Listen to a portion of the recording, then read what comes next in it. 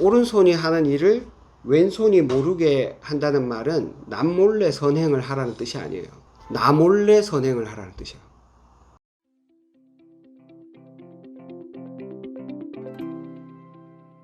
오늘은 스트레스의 힘 5장입니다. 5장 연결하기. 내가 보기에는 이 켈리 맥고니걸 이 사람이 그 본질 안에 들어가서 얘기하는 게 아니라 그거를 그냥 실험이나 이런 여전히 머리로 생각하는 글이거든. 이게. 그러다 보니까 한계가 있는 것 같아요. 아까 우리가 상대방에 대해서 공감을 할 때 이런 거잖아. 그 뒤에 보면은 자기 그 부모님이 돌아가신 얘기를 누군가에게 했더니 반응이 두 가지밖에 없었다. 하나는 불편해가지고 피하는 사람. 아이고, 또 하나는 아이고 참 안 됐네요 하는 말을 듣는데, 불편해서 피하는 사람은 말할 것도 없지만 참 안 됐네요 라고 말하는 사람의 표정을 보면 내가 저 사람을 불편하게 하고 있구나, 괜히 저 사람한테 부담만 지우는구나, 이런 느낌을 갖게 된다는 거예요. 그래서 그 얘기를 하지 않았다는 거예요. 그런데 누군가가 그 얘기를 했을 때 자기 부모님이 죽음뿐만 아니라 그분이 살았을 때 어땠어? 그리고 지금 네 느낌은 어때? 이렇게 물어주니까 또 다른 접점이 생겼다는 거예요. 그러니까 사랑하는 사람을 잃어버린 것, 그 상실, 그건 고통이잖아, 말 그대로. 근데 그 고통을 굉장히 유용한 방식으로 디너 파티라는 형식을 이용해서, 나는 되게 좋더라고, 그 부분이. 그러니까 그분이 살아계실 때 그분만 생각하면 떠오르는 음식이 있다는 거예요.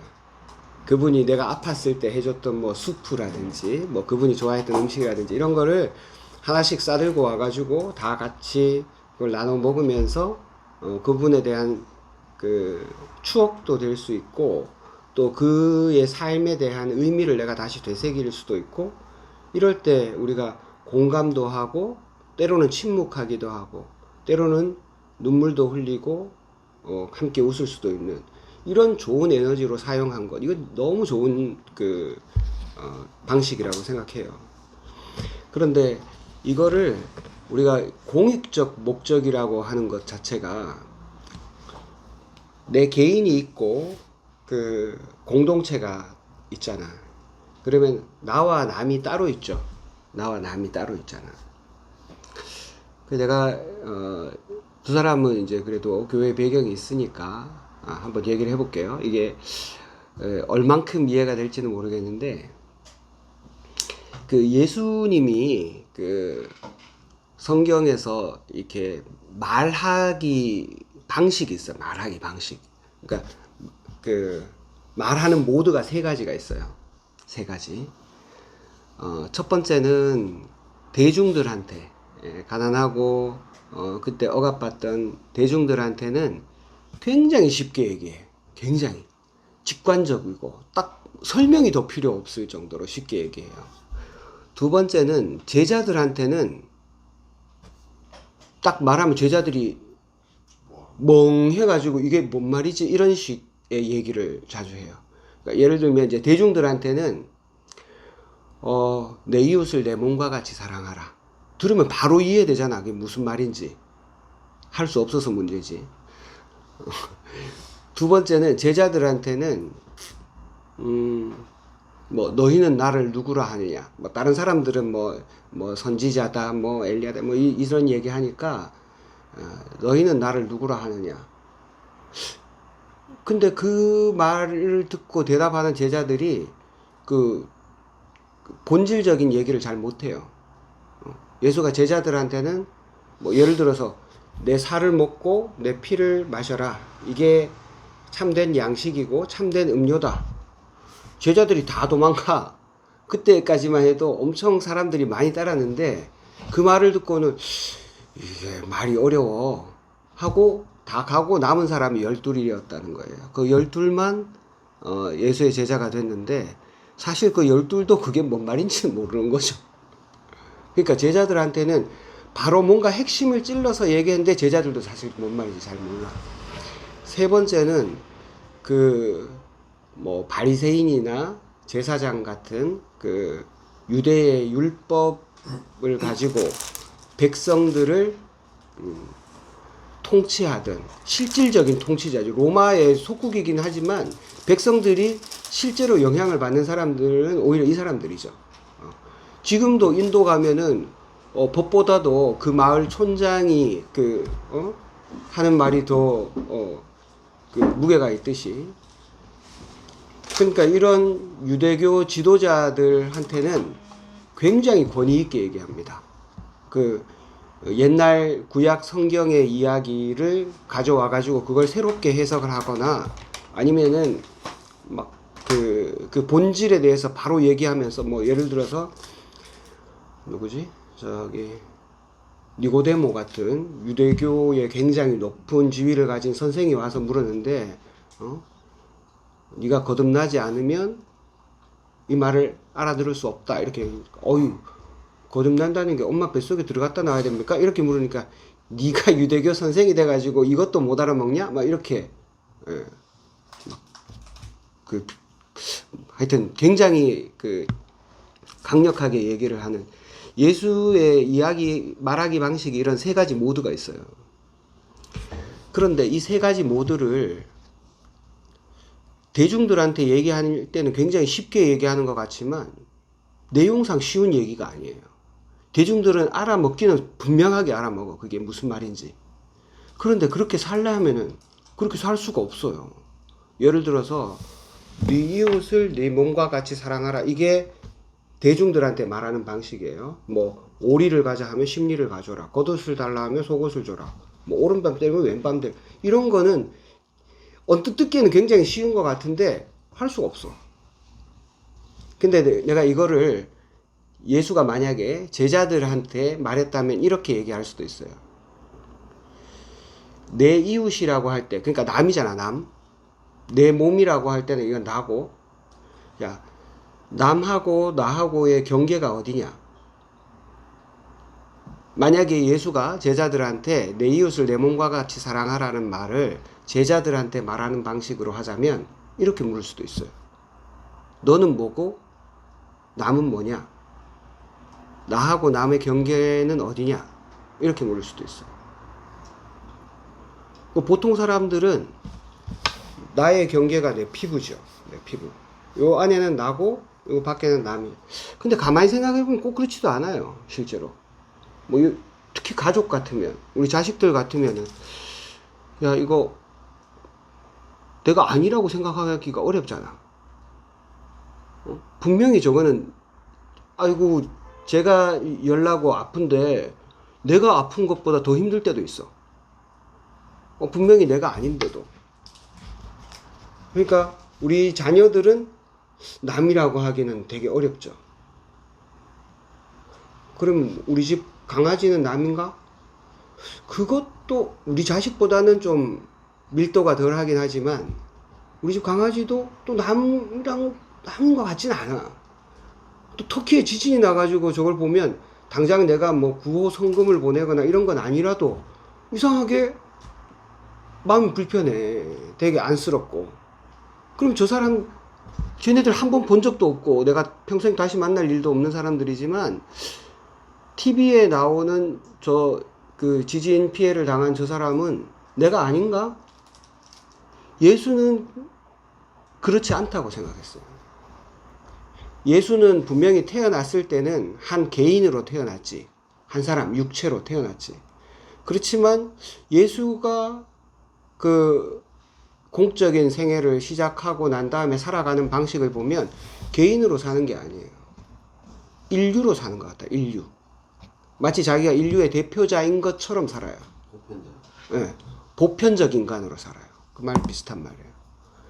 그러니까 예수가 내 이웃을 내 몸과 같이 사랑하라 라는 말은 가만히 뒤집어 보면 예수의 인식에서는 이거 굉장히 쉬운 말이야. 나도 남도 따로 없는 거예요. 전부 다 통째로 다 하나야. 그러니까 이런 시각을 그 창조주의 시각이에요. 창조주의 시각. 신의 성품이라고 할 수도 있고. 그러니까 이런 시각을 가진 사람은 누구나 다 비슷한 말을 해요. 붓다도 비슷한 말을 하고 노자도 비슷한 말을 해요. 뭐 소크라테스가 그 소크라테스 죄목이 뭔지 알아? 소크라테스가 독배를 마시고 죽잖아. 죄목이 청년들을 선동해서 다른 신을 믿게 한다는 거였어요. 다른 신. 응? 근데 소크라테스는 자기가 어릴 때부터 다이몬의 소리를 들었다고 했거든. 다이몬. 근데 이거 번역하기가 애매해요. 번역하기가. 우리나라 도덕 교과서, 윤리 교과서나 뭐 이런 데 보면 이걸 양심의 소리 이렇게 번역해요. 근데 내가 보기에는 양심의 소리는 너무 수준이 낮은 번역이야. 이거를 예수의 입장에서, 만약에 예수는 이제 유대교 전통에서 자기가 그렇게 살았으니까 예수의 입장에서 보면 이거는 하나님의 음성을 들은 거나 마찬가지예요. 다이몬의 소리나 하나님의 음성이나 별로 다르지 않아. 내용 면에서. 이거를 만약에 브라만교 전통에서 살았던 붓다의 표현을 빌자면 자기 내면이지. 내면. 자기 내면의 목소리. 그리고 노자의 말을 빌리자면 천명이죠. 천명. 유교 같으면 천명이고 노자 같으면 무위자연이라고 얘기하는 거예요. 이게 그 이름만 다 다르고 각각의 전통이나 문화가 다르니까 좀 다르게 표현했지만 다 본질로 들어가면 다 비슷한 말이에요. 다 비슷한 말. 이 자리를 이해한 사람한테는 내 이웃을 내 몸과 같이 사랑하라는 말이 어려운 말이 아니야. 예를 들어서 오른팔로 물건을 들다가 무거워. 그럼 왼팔로 받치죠. 이거나 비슷한 거야. 그러니까 오른손이 하는 일을 왼손이 모르게 하라라는 말은 그런 말을 듣고 남 몰래 이제 기부할 때 따로 이름도 적지 않고 막 기부하고 이런 거 참 좋은 일이잖아요. 근데 오른손이 하는 일을 왼손이 모르게 한다는 말은 남 몰래 선행을 하라는 뜻이 아니에요. 나 몰래 선행을 하라는 뜻이에요. 나라는 게 따로 없다는 것이죠. 오른손, 왼손. 오른손은 남이고 왼손은 난가? 아니잖아. 내가 해도 한 것이라는 기억 자체가 없는 거예요. 이거 성경에서 성경 표현을 빌리자면 옛날에 제사장들이 그 성전에 들어가가지고 향단에 불을 피우고 떡상을 갖다 놓고 뭐 이렇게 하는 과정이 있잖아요. 이런 과정에서 제사장들이 입었던 옷이 세마포 옷이라는 게 있어요. 우리로 말하면 삼배옷 비슷한 거. 왜 그런 옷을 입느냐 하면 땀이 나면 가짜라는 거예요. 그러니까 하나님을 섬기는데 억지스럽거나 땀을 흘리거나 이러면 안 된다는 거예요. 그 말은 나도 힘이 하나도 안 들게 해야 된다는 뜻이에요. 이런 걸 노자는 무위행이라 그래. 무위행. 아무것도 억지로 하는 것 없이 그냥 하는 것. 무위행이라. 그리고 이거를 금강경에는 이 말을 응무소주 이생기심 이런 말 써요. 응무, 마땅히 머무르는 바 없이 그 마음을 내라 이런 뜻이에요. 그러니까 집착하지 말고 해라. 우리 식으로 조금 쉽게 얘기하면 일하는 과정은 네가 하고 싶은 대로 그냥 쭉 다 하되 결과에 대해서는 전혀 얽매이지 마라 이런 뜻이에요. 하는 거는 최선을 다해서 하되 결과가 어떻게 나올지 그건 내가 모르는 일이니까 거기에 대해서는 내가 집착할 바가 없다는 거예요. 그런 말을 예수는 훨씬 더 친절하게 얘기하지. 오른손이 하는 일을 왼손이 모르게 하라.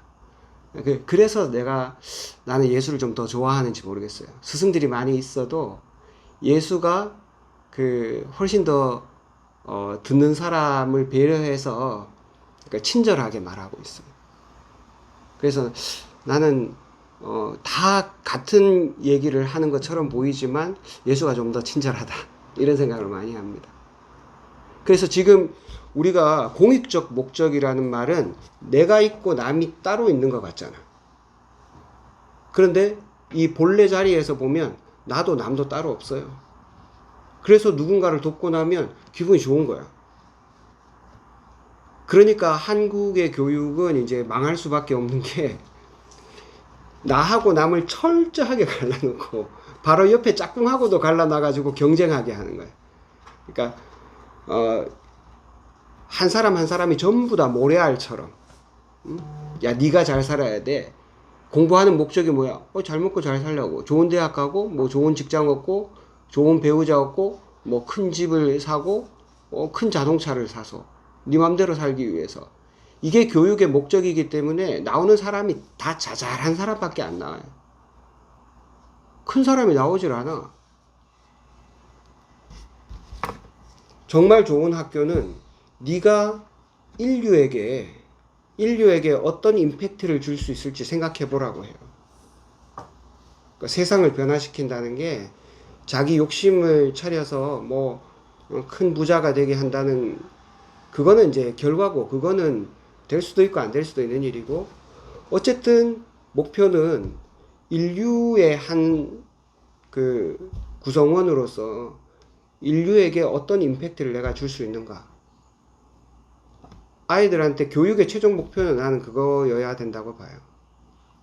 그러니까 대한민국 교육은 전부 다 이 모래알갱이를 만들어 가지고 대한민국을 사막으로 만들려고 하는 정말 무식한 사람들의 짓거리다. 그렇게 보입니다, 진짜로.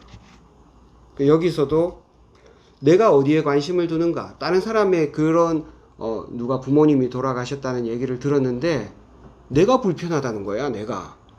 내가 불편하기 때문에 나 힘들게 하지 마. 그런 얘기 더 이상 하지 마. 이렇게 얘기할 수 있다는 거예요. 이건 철저하게 모래알로 살고 싶다는 뜻이거든. 그냥 그 사람 말을 듣고 뭐 그 사람 집에 뭐 문상을 가자는 얘기가 아니잖아. 그냥 그 말을 듣고 야 그랬나. 아우 정말 힘들었겠다. 지금은 좀 어때? 이렇게 물어볼 수 있는데 이렇게 안 물어보고 아이고 안 됐다 하고 그냥 간다는 거예요. 그러니까 거기서 아무것도 안 일어나는 거죠. 오늘 그 인류가 결국은 사피엔스가 이렇게 살아남을 수 있었던 가장 큰 이유가 종교에서 찾는 사람들이 많습니다. 이 종교는 이런 유대감을 강화시키는데 굉장히 유용해요. 어떤 재난을 만났을 때 함께 해결해 나갈 때 뭔가 기운이 막 이렇게 샘솟잖아. 우리도 뭐 태안에서 기름 유출 사고 났을 때 막 온 동네 사람들 가가지고 그 막 다 돌 닦고 막 이렇게 한 일들이 그게 큰 어려움을 지나갈 수 있게 하는 힘이 되거든. 거기서 분출되는 게 옥시토신이에요. 옥시토신은 이제 유대감을 강화하고 포옹할 때 제일 많이 나오는 그 호르몬이죠. 그 아이들이 비로소 사람이 되는 거는 이 옥시토신 때문에 사람이 되는 것 같다고 나는 생각해. 옥시토신이 없으면은 다 나르시시스트나 사이코패스가 되기 쉽죠. 그래서 내가 관심을 타인에게 둔다 이 말도 맞지만 어쩌면 나의 경계를 확장한다 이 말이 더 맞을 수도 있어요.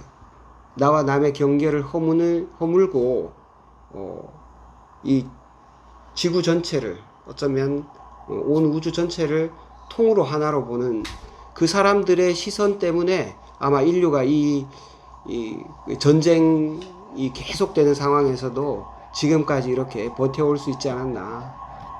나는 개인적으로는 그렇게 생각합니다. 그래서 스트레스에 힘을 쓰는 저자가 그 영성까지 더 깊이 들어가서 글을 썼더라면 좀 더 그 본질에 대해서 더 가까이 가서 쓸 수 있지 않았을까 하는 아쉬움이 좀 있습니다.